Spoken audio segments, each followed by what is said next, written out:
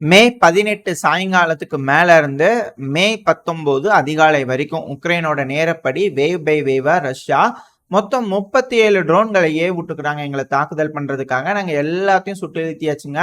37 ட்ரோன்களும் காலி அப்படிங்கிறது போல உக்ரைன் தரப்புல ஸ்டேட்மெண்ட்ஸ் வந்திருக்கு. இது எப்படிங்க அந்த 100க்கு 100 மார்க் வாங்கணும்னு நினைக்கிறீங்களே அதுக்காகவா அப்படிங்கிறது போல சில நபர்கள் கேட்கிறாங்க. ஏன்னா உக்ரைன்ல பல இடங்களும் தாக்குதல் நடந்திருக்கு. அதுவும் குறிப்பா இந்த கர்கிவ் பகுதியில் பாத்தீங்கன்னா லான்சர் ட்ரோன்கள் அதிகமா பயன்படுத்திக்கிறாங்கன்னு சொல்லியிருந்தாங்க இல்லையா. அதாவது 1700க்கும் மேற்பட்ட லான்சர் ட்ரோன்கள் ஃப்ரண்ட் லைன்ல மட்டும் இந்த ஒரு 6-7 நாட்கள்ல பயன்படுத்தக்கூடிய ட்ரோன்கள் மட்டும் அந்த அளவுக்கு இருக்கு. அது மட்டும் இல்லாம உக்ரைனுக்குள்ள இருக்கக்கூடிய எனர்ஜி இன்ஃப்ராஸ்ட்ரக்சரை ரஷ்ய வீரர்கள் குறி வச்சு தாக்கிட்டு இருக்காங்க ட்ரோன்கள் மூலியமா. அது எல்லாமே நம்ம தெளிவா பார்த்துக்கிட்டு இருக்கோம். அதனால பவர் ஃபெயிலியர்ஸ் அதிக அளவுல இருக்கு. இப்ப கூட சில பகுதிகளெல்லாம் ட்ரோன் தாக்குதல் நடந்திருக்கு அப்படிங்கிற சொல்லப்பட்டு வருது. ஆனாலும் உக்ரைன் தரப்புல இருந்து இல்லைங்க, எல்லாம் ஃப்ரண்ட் லைன்ல தான் உள்ள வர உக்ரைனுக்குள்ள வரக்கூடிய எல்லா ட்ரோன்களையும் நாங்கள் தடுத்து நிறுத்திட்டோம் அப்படிங்கிறது போல அவங்க தரப்புல ஸ்டேட்மெண்ட்ஸ் வருது. இது எந்த அளவுக்கு நம்ப தனிமையா இருக்கு அப்படிங்கிறது தெரியல. ஆனா உக்ரைனோட மீடியாக்கள்லாம் இப்படிதான் சொல்லப்பட்டு வருது. ஆனா அதே சமயத்துல 19ஆம் தேதி அதிகாலை 18ஆம் தேதி நைட் மே மாசம் கிரீமியா பகுதியில பல வகையான மிசைல்கள் ட்ரோன்களை வச்சு தாக்குதல் பண்ணலான்னு திரும்பி ட்ரை பண்ணியிருந்துருக்காங்க. ரஷ்யா பிரிகாஷனரியா மே 14ஆம் தேதியிலிருந்து இந்த கிரீமியாவோட பிரிட்ஜ் இருக்கு இல்லையா, அதுல ஏதோ ஒரு வேலை பண்ணுவாங்கன்னு சொல்லிட்டு ரொம்ப அதிக அளவுல டிராபிக் பிளாக்கேட் பண்ணிட்டு இருக்காங்களாமா. இது லோக்கல் சோர்சஸ் தரப்புல இருந்து கொடுக்கப்பட்ட செய்திகள் அது. அதனாலதான் அந்த பிரிட்ஜ் மேல தாக்குதல் அட்டம்ப்டே நடக்க மாட்டேங்குது, மிக பெரும் அளவுல ஃபெயிலியரா இருக்கு. அந்த கோபத்தினாலதான் கிரீமியால ஏதாவது செஞ்சிடலாம் அப்படிங்கிறதுக்காக கிரீமியால அவங்களோட தாக்குதல் திசை திருப்பி இருக்காங்க. ஆனா கிரீமியா பிரிட்ஜ் எதுவும் பண்ண முடியல அப்படிங்கிற சொல்லப்பட்டு வருது. அதுவும் நேற்றுக்கு ஒரே நாள்ல அதாங்க மே 18 சாயங்காலத்துக்கு மேல மே 19 அதிகாலை இருக்கு இல்லையா, அந்த சமயத்துல மட்டுமே உக்ரைன் ரஷ்யாவை தாக்குறதுக்காக மொத்தம் 90 ட்ரோன்களும் 9 ATACMS மிசைல்களை பயன்படுத்திக்கிறாங்க அப்படிங்கிற சொல்லப்பட்டு வருது. இதுல பலதையும் எலக்ட்ரானிக் வார்ஃபேர் டிவைஸ் யூஸ் பண்ணி சப்ரஸ் பண்ணிட்டோம். அதுவும் தோராயமா ஒரு 50 ட்ரோன்கள் கிட்ட இந்த கிருஷ்ணோடார் காய் இருக்கு இல்லையா, அந்த பகுதியை தாக்கிறதுக்காக அனுப்பிச்சுட்டு இருக்காங்க போலக்கு. பெரும்பான்மையான தாக்குதல் அங்கதான் இருந்திருக்கு. ஸோ அதை எல்லாத்தையும் சப்ரஸ் பண்ணிட்டோம் அப்படிங்கிற சொல்லிக்கிறாங்க. அடுத்து இந்த 9 ATACMS ப்ரொஜெக்டைல்ஸும் கிரீமியாவை தாக்கிறதுக்காக அனுப்பிச்சுட்டு இருக்காங்க. இதனால ரஷ்யாவோட கட்டுப்பாட்டுக்குள்ள இருக்கக்கூடிய கிரீமியா பகுதியில் தாக்குதல் நடந்திருக்கு அப்படிங்கிற சொல்லப்பட்டு வருது. இருந்தாலும் ரஷ்யாவோட மினிஸ்டர் ஆஃப் டிஃபென்ஸ் தரப்புல இருந்து அதெல்லாம் நாங்கள் தடுத்துட்டோம் அப்படிங்கிற சொல்லப்பட்டு வருது. ரெண்டாவது பெல்கிராட தாக்குறதுக்காகவும் ட்ரோன்களை விட்டுருக்காங்க அப்படிங்கிறது ரஷ்யா தரப்புன்னு சொல்லப்பட்டு வருது.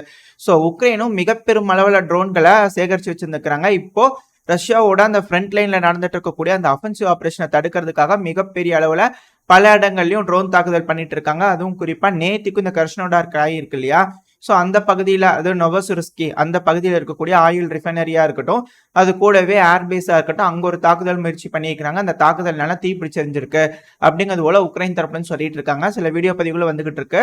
இந்த தாக்குதல்னால ரஷ்யாவோட அந்த கண்ணி வெடி அகற்றுறதுக்காக ஒரு கோவர்ஸ் வச்சிருப்பாங்க இல்லையா ஒரு ஷிப், அந்த ஷிப்பை நாங்க தாக்கி அழிச்சிட்டோம் அப்படிங்கிறது போல உக்ரைன் தரப்புல இருந்து கிளைம் பண்றாங்க. பட் ஆனா அது எந்த அளவுக்கு உறுதித்தன்மை அப்படிங்கிறது தெரியல. ரஷ்யா தரப்புல இருந்து ஏதாவது சொன்னாதான் நம்மளுக்கு தெரிய வரும். இல்ல டைம் போக போக ஏதாவது ஒரு அப்டேட்ஸ் வரும், வந்துச்சுன்னா அடுத்த பயில தெளிவா பார்ப்போம். இப்போ அமெரிக்காவோட பத்திரிகைகள்ல எழுத ஆரம்பிச்சிட்டாங்க. அமெரிக்காவோட கன்சர்வேட்டிவ் மேகசைன்ல பாத்தீங்கன்னா ஒரு ஆர்டிகிளா ரிலீஸ் ஆயிருக்கு. என்னன்னா அமெரிக்கா ஒரு விஷயத்த உக்ரைனுக்கு தெளிவுபடுத்திடணுங்க.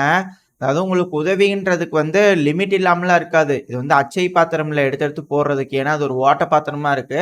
இது அச்சை பாத்திரமா இருக்கு அமெரிக்கான்றது. அல்ல குறையாம என்னதான் பணம் இருக்குன்றதுனால ஆயுதம் செஞ்சு எடுத்து போட்டாலும் அது ஓட்டையா இருக்குது. உக்ரைனுங்கிறது போட போட எல்லா பக்கம் ஒழுகிறது. அதாங்க ஊழல் அப்படிங்கிறதுனால அது ஓட்ட பாத்திரமா இருக்குது.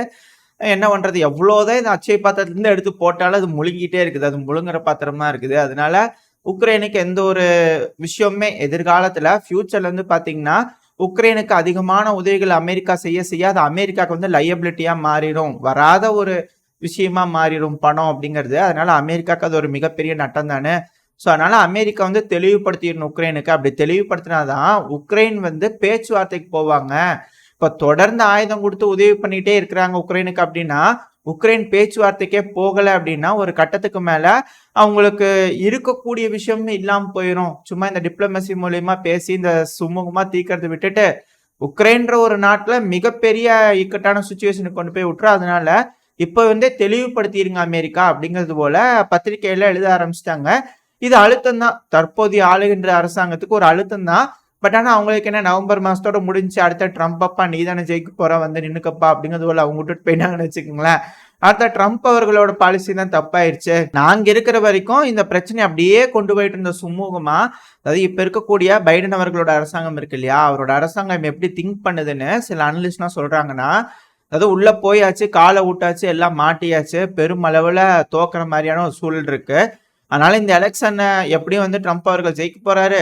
அதனால எதுவுமே வந்து பெருசாகாம, எதுவுமே முடியாம ஒரு இழுபறியிலேயே விட்டுட்டு இப்படியே சுமூகமா இருக்கிற மாதிரி எல்லா பக்கம் பேசி பேசி சுமூகமா இருக்க வச்சு நவம்பர் மாசம் வரைக்கும் முடிச்சிட்டாங்கன்னா, எலெக்ஷன் முடிஞ்சதுக்கு அப்புறம் புது அரசாங்கம் வரும். அதுக்கப்புறம் அவங்க தலையெழுத்து அவங்க பாத்துக்குவாங்க. எந்த ஒரு இதுனாலும் அவங்க தலையில பொறுப்பை கட்டிடலாம் அப்படிங்கிறதுனால இப்போதைக்கு அப்படியே இருக்கிறத அப்படியே இருக்க வைக்கணும் அப்படிங்கிறது போல நினைக்கிறாங்க அப்படிங்கிறத சொல்லப்பட்டு வருது. இது எந்த அளவுக்கு உண்மை அப்படிங்கிறது தெரியல. உங்களோட கருத்துக்கள் என்ன அப்படிங்கறது மறக்காம கமெண்ட் செக்ஷன்ல சொல்லுங்க. ஆனா இது போல விஷயங்கள்லாம் அரசல் பசலா பேசப்பட்டு வருது, அவ்வளவுதான். பட் ஆனா இதை உக்ரைனும் புரிஞ்சுக்கணும், இதுக்கு மேல ஒன்றும் தேராது அப்படிங்கிறது போல. ஏன்னா உக்ரைன்ல இருக்கக்கூடிய மக்கள் இப்போ விழிப்புணர்வு அடைய ஆரம்பிச்சிட்டாங்க. எப்படி அமெரிக்காலயோ அதே போலதான் உக்ரைன்லயும். இப்போ உக்ரைன்ல வந்து பாத்தீங்கன்னா கர்கிவ் பகுதியில சண்டை நடந்துட்டு இருக்குது. ரஷ்ய வீரர்கள் இந்த லிப்சி பகுதியில பெருமளவுல முன்னேறி இருக்கிறாங்க. ஒச்சான்ஸ்க் பகுதியில வடக்கு பகுதியில இருந்து தெற்கு பகுதியில தாண்டிட்டாங்க அப்படிங்கிறதெல்லாம் சொல்லப்பட்டு வருது.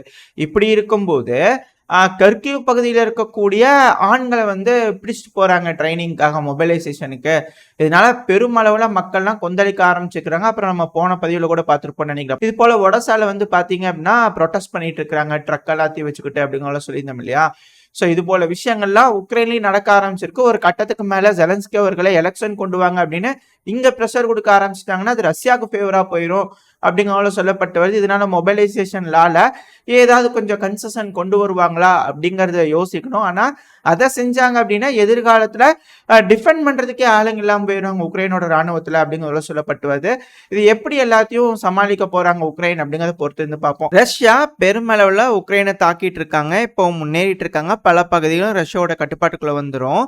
இப்போ ஏர் டிஃபென்ஸ் சிஸ்டம்ங்கிறது வந்து பார்த்தீங்கன்னா உக்ரைனுக்கு ரொம்ப அதிக அளவில் தேவைப்படுது.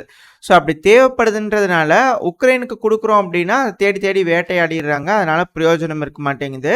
அதனால உக்ரைனை பாதுகாக்கிறதுக்கு நேட்டோவோட டெரிட்டரியிலேயே ஏர் டிஃபென்ஸ் சிஸ்டமை வச்சுக்கிட்டு உக்ரைனை ப்ரொடெக்ட் பண்ணலாமா அப்படிங்கிறது போல ஆலோசனைகள் ஜெர்மனியிலேருந்து பேசப்பட்டுட்டு வருது. அதுவும் தற்போதைய ஆளுகின்ற அரசாங்கம் இருக்கு இல்லையா, சோஷியல் டெமோக்ராட்டிக் பார்ட்டி, அதோட சான்சலரான ஓலாஃப் ஸ்கோல்ஸ் அவர்கள், ஜெர்மனியோட சான்சலரான ஓலாஃப் ஸ்கோல்ஸ் அவர்கள் இதை பற்றி பேசிகிட்டு இருக்கிறாங்க அப்படிங்கிறதெல்லாம் சொல்லப்பட்டு வருது. இது யார் சொன்னாங்க அப்படின்னா அந்த சோஷியல் டெமோக்ராட்டிக் பார்ட்டியோட டிஃபென்ஸ் எக்ஸ்பர்ட் இருப்பார் இல்லையா, அவர் தரப்புலேருந்து ஒரு பத்திரிகையாளர் சந்திப்பப்போ வந்து பார்த்திங்கன்னா இது போல் சொல்லியிருக்கிறாங்க, இது போல் பேசிகிட்டு இருக்காங்கன்னு சொல்லிட்டு.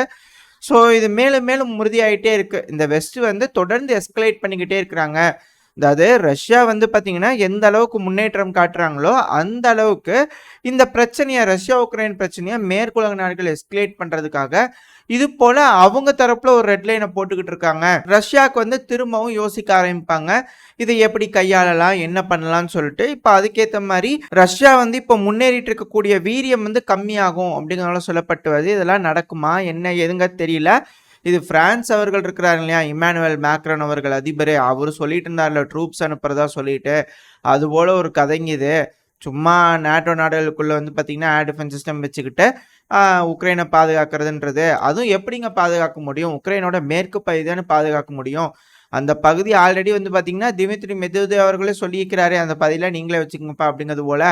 ஸோ அது போல வந்து பார்த்தீங்கன்னா அவங்களோட கட்டுப்பாட்டுக்குள்ளே இருக்கக்கூடிய பகுதி, அதுவும் குறிப்பாக உக்ரைனோட மேற்கு பகுதியில் இருக்கக்கூடிய லிவிவ் லுட்டஸ்க் இருக்கு இல்லையா, அந்த பகுதியை பாதுகாக்கிறதுக்காக இவங்க இது போல் திட்டம் போடுறாங்க. ஏன்னா அந்த பகுதியெல்லாம் வந்து பார்த்தீங்கன்னா கேஸ் ஹப்பெல்லாம் இருக்கு இல்லையா, இது போல் இம்பார்ட்டண்டான இன்வெஸ்ட்மெண்ட்ஸ்லாம் பண்ணுறாங்க இல்லையா. உக்ரைனோட ஆயுத கடங்குகள், அப்புறம் உக்ரைனோட ஆயுதம் தயாரிக்கும் தொழிற்சாலைகளை இந்த பகுதியில் அதிக அளவில் செஞ்சு அதை பாதுகாக்கிறதுக்காக போலாண்டு, ஸ்லோவாக்கியா, ஹங்கேரியில் வச்சு பாதுகாக்கலாம் அப்படிங்கிறது போல பேச்சு. அதுக்கு வந்து ஸ்லோவாக்கியாவும் ஹங்கேரியும் ஒத்துக்கிற மாதிரி தெரியல. அதனால தான் இங்கே வந்து ஸ்லோவாக்கியாவில் இது போல் இந்த பிஎம் அசாசினேட் பண்ணுற வேலைகள்லாம் நடந்துருச்சா அப்படிங்கிற சொல்லப்பட்டு வருது. ஆனால் போலாண்டு மட்டுமே போதுங்க, அவங்க ஒத்துக்கிட்டாலே போதும். ஏன்னா அவங்க அதிகமான இன்வெஸ்ட்மெண்ட் பண்ணிக்கிறாங்க. இப்போ சமீப காலமாக அவங்களோட வான் பாதுகாப்பை அதிகப்படுத்துறதுக்காக குறிப்பாக ஏர் டிஃபென்ஸ் சிஸ்டமுக்கு இன்வெஸ்ட் பண்ணதாக சொல்லியிருக்கிறாங்க போலாண்டு தரப்புலேருந்து. ஒருவேளை இந்த உக்ரைனோட மேற்கு பகுதியை காப்பாத்துறதுக்காக கூட அந்த இன்வெஸ்ட்மெண்ட் இருக்கலாம். இதுக்கு மேல ஸ்லோவாக்கியாவும் ஹங்கேரியும் அந்த அணியில இணையணும். இணைஞ்சா மட்டும்தான் உக்ரைனோட மேற்கு பகுதி கம்ப்ளீட்டா ப்ரொடெக்ட் பண்ண முடியும். அதுவுமே அதுக்கு கீழே இருக்கக்கூடிய ரொமேனியாவும் சேர்ந்து உதவி பண்ணாங்க அப்படின்னா பல நாடுகள் ஒன்னா சேர்ந்து நின்னா மட்டும்தான் ரஷ்யா வந்து கொஞ்சம் யோசிப்பாங்க. சும்மா போலாண்டு மட்டும்தான் அப்படின்னா ஃப்ரீ லீஜன் ஆஃப் போலாண்டு அப்படிங்கிறது போல பெலருஸ்ல இருந்து உள்ள போறதுக்கு வாய்ப்புகள் இருக்கு இல்லையா? ஸோ இது போல விஷயங்கள்லாம் நடக்கிறதுக்கான ஆரம்பம் இந்த ஒரு ரெட் லைனா இருக்கும். இதுக்கு மேல இது வந்து எஸ்கலேட் ஆகும். ஒன்ஸ் அந்த முடிவு எடுத்து அவங்க செய்ய ஆரம்பிக்கிறாங்கன்னா ரஷ்யாவும் ஒரு ரெட் லைனை போடுவாங்க. அது எப்படி இருக்க போகுது, அதனால 3ஆம் உலக போர் வருமா அப்படிங்கிற போல திரும்ப பேச ஆரம்பிச்சிட்டாங்க. ஸோ திரும்ப திரும்ப இந்த மேற்குலக நாடுகள் கிளியராக எஸ்கலேட் பண்ண தான் தயாராக இருக்கிறாங்களே தவிர இந்த ரஷ்யா உக்ரைன் பிரச்சனையெல்லாம் முடிவுக்கு கொண்டு வரணும் அப்படிங்கிறது போல எந்த யோசனையும் இல்லை அப்படிங்கிறது போல புரிஞ்சுக்க முடியுது. இதோட இந்த பதிவு நம்ம முடிச்சுக்குவோம். இந்த பதிவு எப்படி இருந்துச்சு, உங்களுக்கு பிடிச்சிருக்கா? பிடிச்சுன்னா லைக் பண்ணுங்க, உங்க ஃப்ரெண்ட்ஸ் அண்ட் ஃபேமிலியோட ஷேர் பண்ணிக்கோங்க. அது கூடவே மறக்காம இந்த பதிவை பற்றின உங்களோட கருத்துக்களை கமெண்ட் செக்ஷன்ல சொல்லுங்க. இந்த பதிவு நல்லா இருக்கும்னு நம்பிக்கையில் அடுத்த பதிவில் உங்களை சந்திக்கிறேன். அது வரைக்கும் ஸ்டே சேஃப். By by.